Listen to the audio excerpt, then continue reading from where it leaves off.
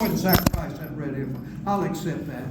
When God gave His Son and Jesus died on that cross, that was the ultimate and that was the finish of all sacrifices that will ever be made. And from now on, we look back to that altar of Calvary. We look back at that sacrificial Lamb of Jesus Christ, and that's where we find our salvation. So here's my point. So all around the world, believers like you and I gather to worship the Lord and to celebrate the resurrection. And we have altars. It's not a mountain.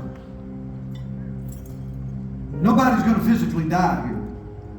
There shouldn't be any blood shed in this altar. We're not going to butcher anything. We're not going to burn anything. But it's an altar. And an altar is a place where things die. An altar is somewhere where someone goes and dies to themselves, and dies to their former life, and dies to their dreams, their hopes, and their plans. And they give their lives to Christ. And a sacrifice is literally made here. A sacrifice of life. A sacrifice of life. So for 2,000 years, people have gathered and they've come to the altar because for them it's their cross. If there was a certain place in Jerusalem and we knew for sure that was the mountain and there was a cross on top, we would no doubt all go there and fall at the foot of that cross. But it wasn't God's plan. He wanted us to hear the message of the cross. Respond to that message. Come to an altar. It could be anywhere, but an altar.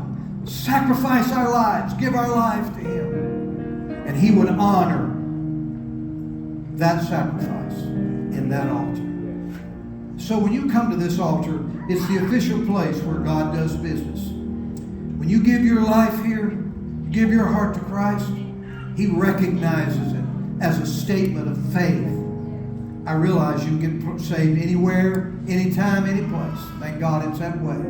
But the optimum place to receive from God is in an altar that has been dedicated to the name of God, dedicated to the work of God. We have an altar here. And when you come into this altar, it's like coming to the cross. For 2,000 years, Christians have had designated altars and said, when you come to the altar, you're coming to the cross. Not because there's a cross standing here, but this is a place of sacrifice. And we stand there in remembrance of the cross. We give our hearts and lives to Him. We submit ourselves to Him. And we stand in awe of what He did 2,000 years ago.